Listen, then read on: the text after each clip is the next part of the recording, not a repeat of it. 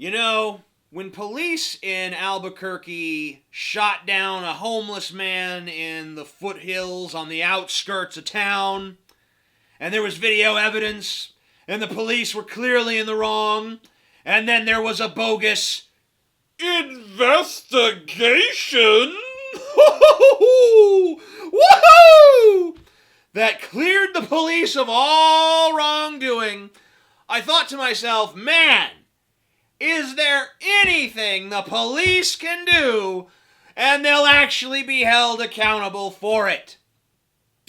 And then, when the police rolled up on a 12-year-old kid in a playground with an airsoft gun, asked no questions, gave no warning, just shot him, and it was all on tape, and the police were clearly in the wrong, and once again, there was investigation! Woo! And the investigation concluded the police were innocent. They did nothing wrong.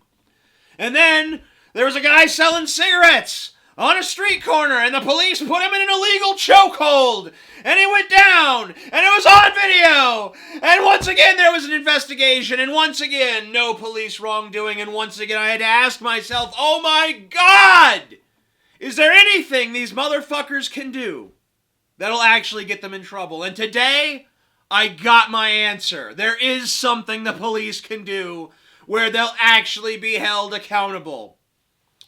If they shoot a man in the back as he's fleeing, and it's caught on video, the cop planting a taser on the guy so that he can claim the reason I shot him is because he stole my taser and was trying to threaten me with it, then the cop will actually get in trouble.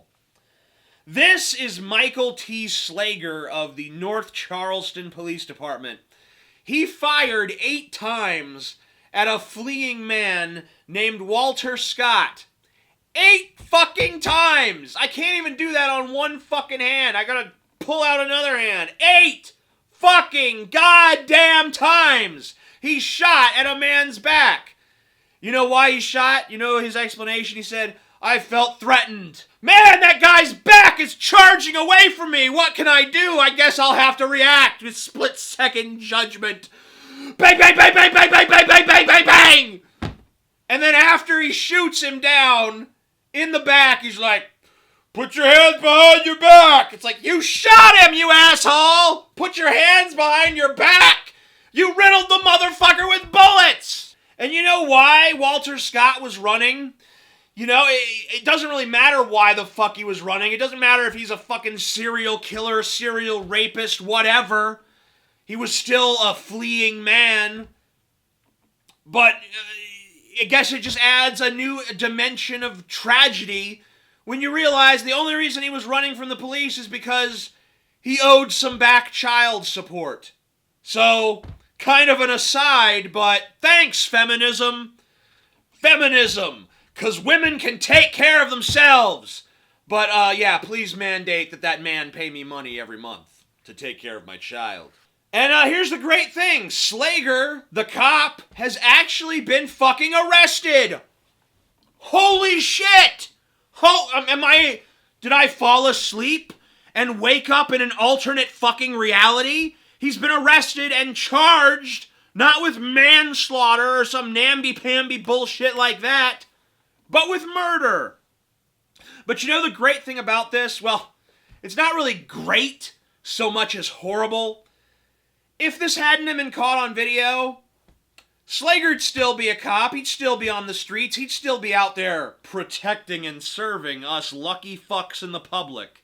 And you know what? Even if the video was slightly different, I bet the motherfucker would have got off. Like, if Scott had turned and then he shot him, he could be like, you know, when he turned, I thought he might be turning around with a gun! Or some clumsy-ass excuse like that. The sort of lame bullshit that these cops repeatedly get off on. And when I say get off on, I mean they get off the charges and they also get fucking off on! In order for a cop to actually suffer any repercussions for their criminal actions in America, there has to be no ambiguity whatsoever. Why?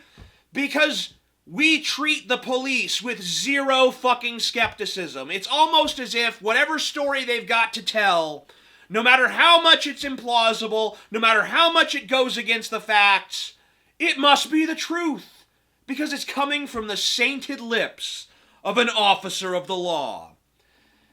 You know what? It pisses me off that we give these motherfuckers so much automatic credit. No.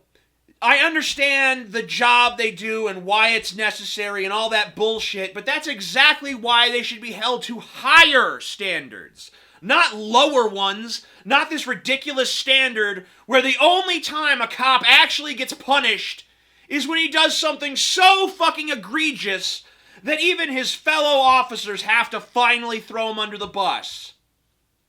And you know, if this video didn't exist, if it was just forensic evidence or eyewitnesses or something like that, this motherfucker would still be on the streets. There would have been another lame-ass fucking investigation! Wink fucking wink! And his ass would have walked. He'd still be out there on the streets gunning motherfuckers down, probably beating old ladies over the head with his fucking nightstick, the fucking demented piece of shit. And most of you stupid fucks out there who support the police no matter what they do would be out there saying, he's an officer of the law and he deserves our respect.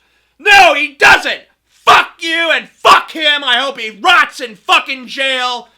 Good fucking riddance, Officer Slager, you miserable pile of evil, pusillanimous fucking shit!